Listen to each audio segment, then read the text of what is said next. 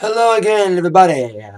Zach Attack is here with my TNA Impact Wrestling review for this Thursday, May the 15th, 2014. Alright, this Impact tonight, I've been saying about TNA. TNA, I've been comparing them to the Detroit Lions of wrestling. Like, they have so much good going for them, so much potential, and they fuck it up by doing stupid shit. Well, as you will see by my subtitle, MVP's heel turn just turned for the worse, as he officially reigned over TNA with an iron fist. Now, heel GMs, yeah, some would say heel GMs sell well because the people just love to hate them. But in TNA's sake, we already had Dixie Carter. We don't want another Dixie Carter. I called TNA a few months ago TNF. Totally not fun. And tonight's Impact was not fun. You had some okay shit and there was some good action, but it was ruined by screwiness, especially during our main event, which saw MVP's terror reign over. And that main event would be announced during several segments throughout the evening involving EY and MVP. Now, last week, MVP's heel turn, which I said in my review last week that I should have seen coming with seeds planted about it, officially happened when MVP was about to introduce EY's opponent for Slammiversary. He nailed EY with the microphone, causing a beatdown from MVP. Well, tonight, EY did not wanted to wait until Slammiversary. He wanted to get his hands on MVP immediately, but security was holding him back. So MVP was called out by EY, because EY's like, listen, MVP, what you did, you distrusted us. We trusted you to not be like a Dixie Carter, and not reign over with an iron fist, and now you're just like her, only meaner. So he wanted MVP. I wanted to beat his ass before Slammiversary. MVP didn't want any of that. MVP's like, yeah, I'm the wrestling operation guy. I'm the director of operations. Director of wrestling operations. I'm like Kane, but not as corporate. But, should know someone was going to bring that up. Saying that he's a director of wrestling operations, not the director of operations like Kane is. So anyway, MVP's like, hey, I'm the director and all, but I want total power. I want total domination. And since I'm a wrestler as well, I'm going to be world champion. I want to be world champion. So I can get total control. Not just over TNA as a corporate head, but as a figurehead when it comes to on top of the TNA food chain as a TNA world champion. Now instead his investor character, like the investor thing was okay. I said this wrestler would do better. Now he's a wrestler, but he's still kind of corporate as a director of operations. So he said, Eric Young, you want to piece me tonight? Get through my security. So we saw a segment involving Eric Young trying to get through MVP security only to go to an empty room. Then later on, Austin Aries won a piece of MVP. He got tossed out of the arena by security. So MVP was left all alone backstage with security taking care of Aries. So that left MVP prone to an Eric Young attack, and they brawled all over the backstage area, and it led towards MVP putting Eric's arm in a steel chair, stomping it to hell backstage, and just targeting that arm. And Eric Young came flying back in this brawl that went not just from the backstage area all the way to the ringside area. And MVP just dominated EY, just really targeting it all. And MVP's like, wait a minute. You said we ain't going to wait till Slammiversary? I am not. Totally. I agree to that. I am not going to wait till Slammiversary. War title match tonight. So MVP was going to try to take advantage of Eric Young's arm injury and have the TNA World Championship match that was supposed to be at Slammiversary tonight. And as we would see, screwiness would take place. So now we know our main event for the evening, EY and MVP. We got our first match up to bat. We got a handicap match involving Bram and Magnus taking on Willow. Now, Bram has been coming in wanting Magnus to be more aggressive. Last week we saw Magnus in a match against Willow, which ended in disqualification after Bram got a little bit too involved. This whole thing with Bram and Magnus, it was Bram's first match, it being a handicap match though, but this whole thing with Bram and Magnus interacting with Bram wanted to bring out the aggressiveness again and viciousness of Magnus again. It's very intriguing. It's kind of a weird thing. And Magnus doesn't really want to cheat, as we would see as the match would go down to its finish. The match was decent. Bram, we didn't see much of Bram. Bram did well in the wrestling, but he's got a long way to go. He's just coming in, so we'll see how he develops as a character, especially with this whole thing with Magnus, as Willow was really taking advantage of his handicap situation, just pounding on Bram before Magnus came in. Magnus trying not to cheat. That's the whole thing with Magnus not wanting to cheat and not be aggressive because he wants to win matches. That's what happened with Bram getting Magnus DQ'd last week. It almost happened again as Bram pulled out another weapon, warning Magnus to use it. But Magnus being hesitant to use that weapon, now we're going to get DQ'd. Willow took advantage of that distraction with the roll up in the 1-2-3 victory for Willow. So this whole Magnus Bram relationship's gotten, it's like a battle of wanting to cheat and not wanting to cheat. This whole thing's interesting, kind of weird, but interesting between Magnus and Bram, with Bram wanting Magnus to be more aggressive and wanting him to cheat again. But I think Magnus wants to be a champ again, doesn't want to cheat again. So it's like kind of a conflict of interest here. Magnus wants to be good, wants to be bad, but not too bad to get DQ'd or whatever. So this is being intriguing once we have more loopholes in it, once we have more interest. Now on to our next matchup, which may end up being a segue for a match at Slammiversary. Gail Kim called out the Beautiful People. Of course, apparently Gail Kim's a face again. Apparently she's a baby face.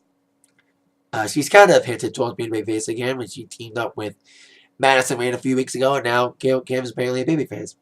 So she called out Velvet and Angie and wanted to get her hands on either one or both of them. And Angie's like, we accept your challenge for tonight. Then Velvet cheap shouted from behind and announced that Velvet Sky would take on Miss Gail tonight. Gail got beat down before the match started, and Velvet was on her like a howl cat, just pounding on Gail as the match officially started. It was a little fun match between these two. Like Velvet trying to give a little help, get a little help from Angie, looking at her comeback and shit. It's really dominating on Gail until Gail came flying back hard with some killer moves. Getting some big moves, and of course, Angelina trying to help Velvet, like I said, even helping Velvet put the plastic brown bag on Gail. Like they used to when they were heels the first time around. Cleansing the world, one ugly person at a time. Nice to see Beautiful People back. It's interesting with you. They were faces, but I think they're good heels. Once again, they're proving it. So despite being paper bagged by Velvet, Gail would take that plastic bag and literally throw it back in Velvet's face while making her eat the feet, which is exactly what Velvet did. And the 1-2-3 victory for Gail Kim. Like I said, it's going to be a segue for the Gail Kim Angelina Love Knockouts title match at Slammiversary. It was 5 years ago to this year that Angelina Love walked into Slammiversary to take on Tara. And I was at that Slammiversary. That was Slammiversary 7 back in 2009. And Angelina was the Knockouts champion at the time. So now 5 years later, Angelina's going to walk into Slammiversary again as Knockouts champion, and she'll probably defend against Gail Kim. But Angie and Velvet had the last laugh. And after Gail's victory, they punished Gail Kim again with a post-match attack. Even though Gail won the battle, Beautiful People are thus far winning the war. Of course, Velvet lost to Gail, but as the last word goes to Beautiful People, setting up a possible Gail Kim, Madison Rayne, the Madison Rayne match. But I think Madison will get a rematch eventually. For the Knockouts Championship, I don't think Madison had a rematch yet. But I think they're going to have Gail get her match before Madison gets a rematch. We'll see what direction they take. But for the looks of it for tonight, the direction they're looking to take is Gail and Angelina at Slammiversary for the Knockouts title. Speaking of direction, one guy could be walking out the door as Cavs. Now, these impacts were taped a few weeks ago. I want to let that be known. That Cavs is once again going to take on a member of the menagerie. Yeah, but now it right this week. Yeah. You would take on Crazy Steve. This was absolutely the worst thing I've ever seen in wrestling. I've been a wrestling fan for 20 some years. I have watched a lot of stupid shit in my career of watching wrestling, whether it was the Hornswoggle illegitimate child stolen with Vince McMahon, or whether it was Hornswoggle or Chavo Guerrero's stupid feud, or Katie Vick. This was probably the most pointless piece of shit I've ever seen in wrestling. It was just fucking stupid. It wasn't even a fucking match. It's like a fucking segment with Crazy Steve just walking around the ring the entire time, popping these balloons. God, it was just a stupid segment. Even though Kaz won by a count out by DQ after the referee got DP'd, it was just stupid. You know, Menagerie came in pretty well. You know, if Nux getting the win last week over Kaz, but it's like this week, total downgrade with a stupid segment. They lost the legitimacy with this stupid segment. Now, speaking of Kaz, I talked about last week. I said about Kaz getting squashed by the Menagerie. I said that if TNA wants to focus on Kaz, they should focus on him, try to make him a singles guy. But if they keep on squashing him and make him be downgraded, he may end up leaving the company. Wait a minute, he's leaving the company. That is why, like I said, these impacts were taped weeks ago. TNA, I've been saying it's totally not fun. Not just on screen, but off screen too. Kaz left. Hernandez left. You know, costs. You know, TNA's going broke. Won't be long till we read this headline. Vince buys TNA. I think everyone's hoping for that to happen soon. Especially when shit like this happens with the stupid Menagerie segment. You know, they had a good start. You know, but it was stupid. They played the music the whole time. I thought they had a longer entrance than Taker. But it was just pointless and stupid. There wasn't even much wrestling. He was being tossed one outside the ring and just coming like an idiot. You know that thing. Here's Crazy Steve. You should be crazy fired. So there you go. Stupid segment about the Menagerie. And I don't know. They've taped a couple. Like I said, they taped a couple impacts all in a row. So this may not be Kaz's last televised match. But it may not be long till we see Kaz's last televised match. Because like I said, Kaz officially left TNA this week. Sad to see another great guy get fired. I think Cash should go on to WWE. I think a lot of guys would see him in WWE, but he may go to Ring of Honor with Daniels. I said that last week. Daniels may be going to Ring of Honor or Jeff Jarrett's organization, Global Force Wrestling. You know, now they're having a talent search. So I think kind of a pointless, stupid segment with Menagerie. I was watching it and I was like, God, it's just pointless. They had a great start, but it's just, they've lost all the legitimacy. They lost all the momentum from last week with this stupid, pointless segment. Now on with, we had another recurring segment tonight. The continuing saga of Bully Ray and Dixie Carter. That's what I call the official plant seating for MVP's heel turn was not allowing Bully Ray to put Dixie Carter through a table a few weeks ago on the Impact Zone. Wanting revenge for what happened at Sacrifice. So last week, since he wasn't allowed to touch Dixie in the Impact Zone, like I said, starting MVP's heel turn, Bully ran all the way to the offices. TNA wanted to hunt Dixie there, but Dixie wasn't there. This week, he went to Dixie's house. Now, I've also been saying this in my reviews the last couple weeks, not just on WWE, but TNA as well, that you can't tell what's real and what's not anymore. You can't tell what's storyline and what's not. Like when someone say, "Oh, I hate you," oh, it's storyline. But it's like, why do you say you hate me? How am I supposed to take that as storyline? How am I supposed to pretend it's all storyline? You know, it might be a real insult. Especially this situation with Bully Ray kind of house invading Dixie's house with all these tables that says Dixie fails Bully, because we saw last week we had all these Dixie Carter cronies wearing this shirt that says Bully fears Dixie.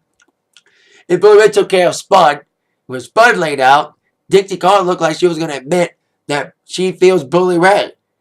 That was until EC3 came to the rescue to attack Bully Ray. This whole saga is getting weird.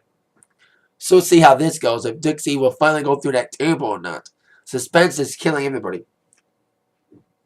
Speaking of EC3, of course, the storyline injured Kurt Angle last week, and storyline injury.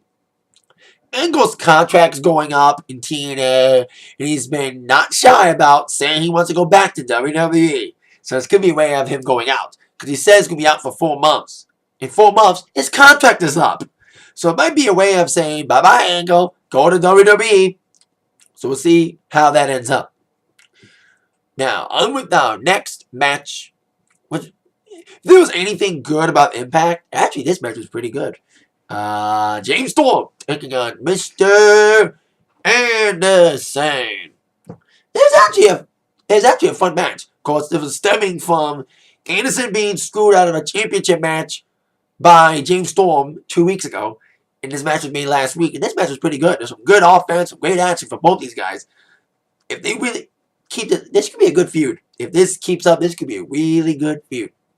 Especially on the ending of the match, which was a pretty good ending. Kind of a screwy ending, but it was kind of a fun ending to kind of hype this storyline up and maybe hype this feud up.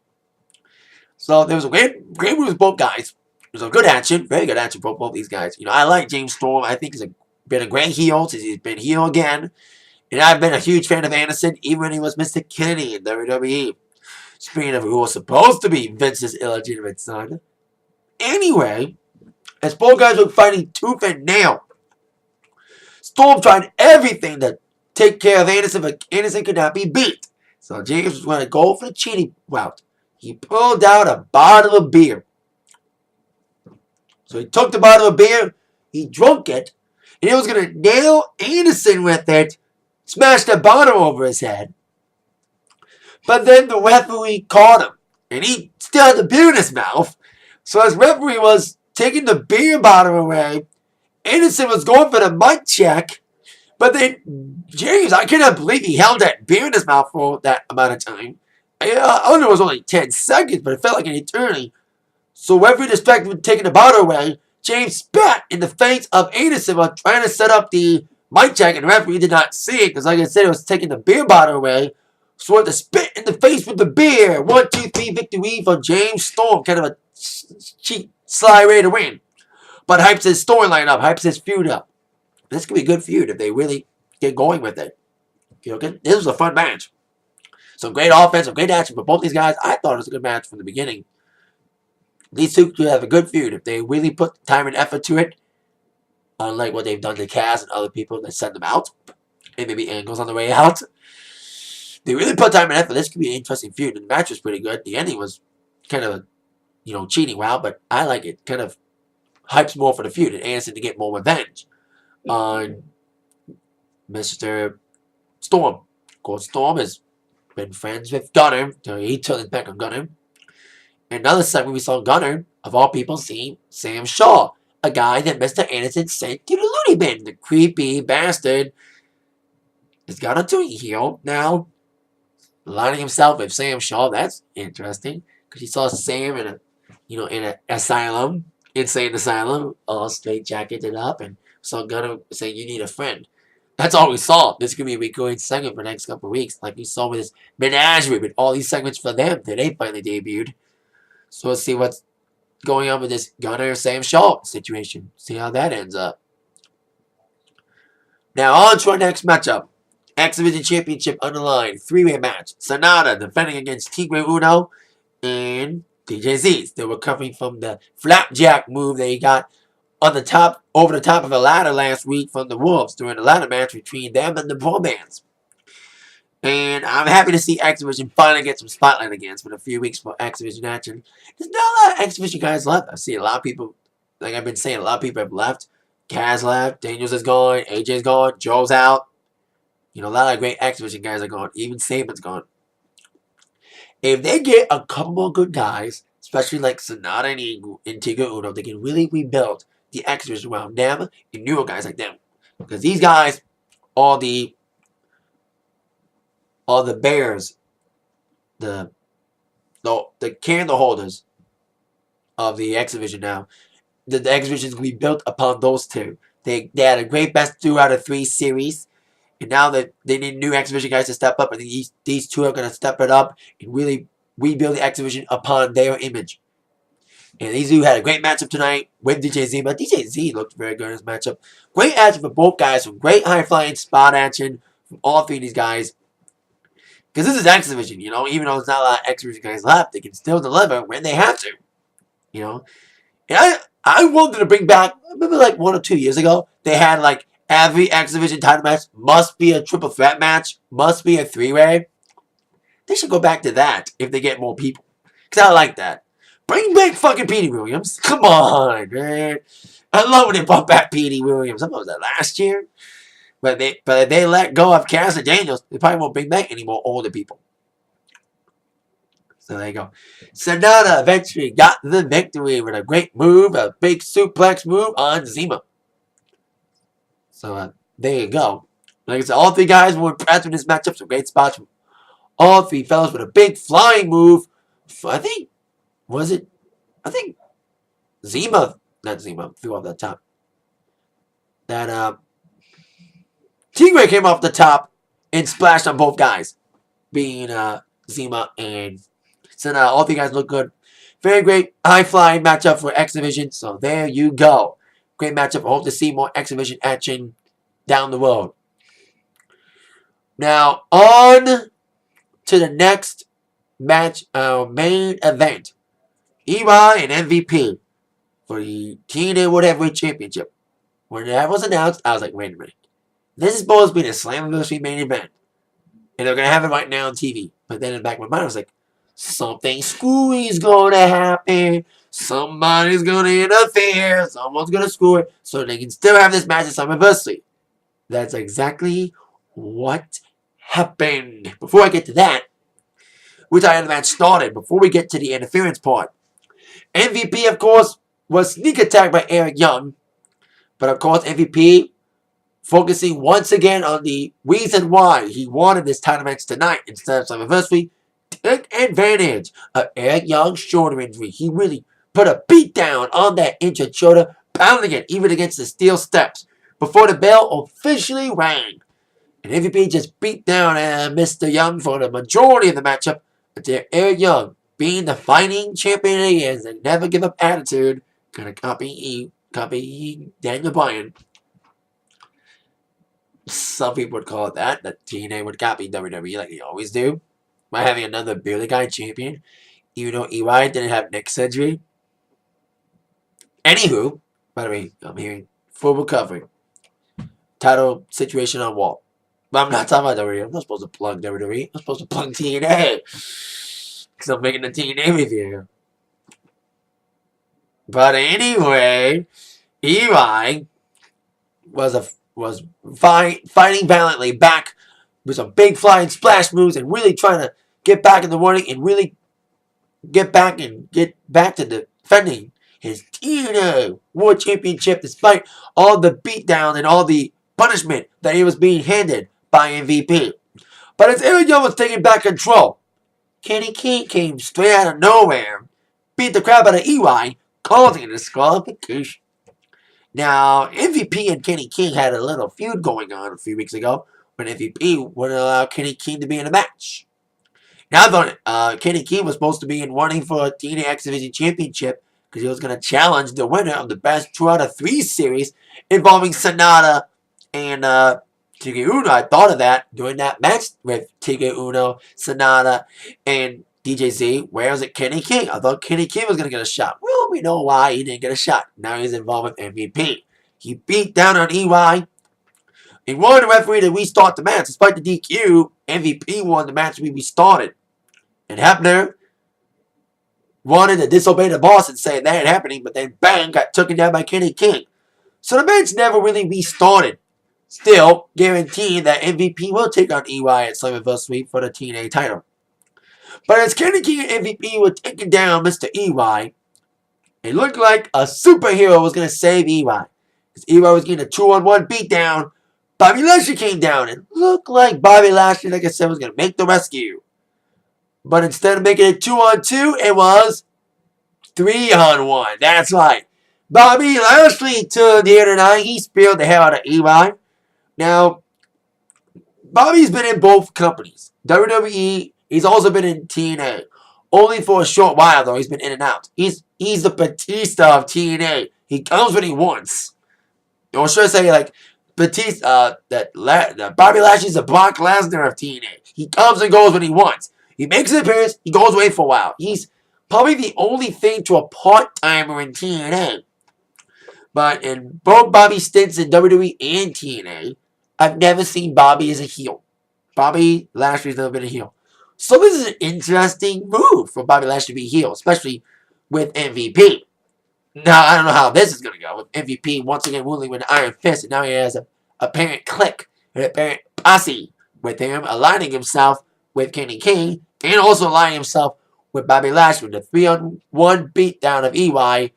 That's how we ended Impact with MVP, Lashley, and Mr. King towering over the weak body of EY, with MVP standing tall with his two cronies holding up the TNA World Heavyweight Championship. Could be a sign for things to come if MVP gets the victory over EY at Slammiversary. That match is still on.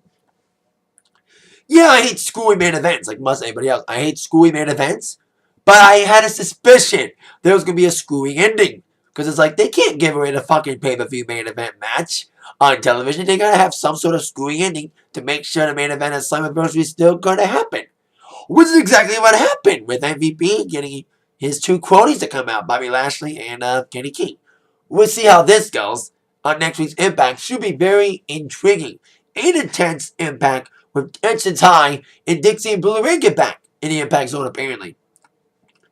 And also Bobby Roode's storyline suspended after his little thing with his little beef with MVP, which kind of furthered a turn for MVP. That kind of planted more seeds for the heel turn of MVP that eventually did take place last week. So we'll see how this goes as we head on the road to Slammiversary. And that is it for my TNA Impact Wrestling review for this evening. I'll see you all later with that in mind. You've been attacked by the review from Zach. Once again, thanks for watching. Have a great weekend, everybody. See ya! Yeah.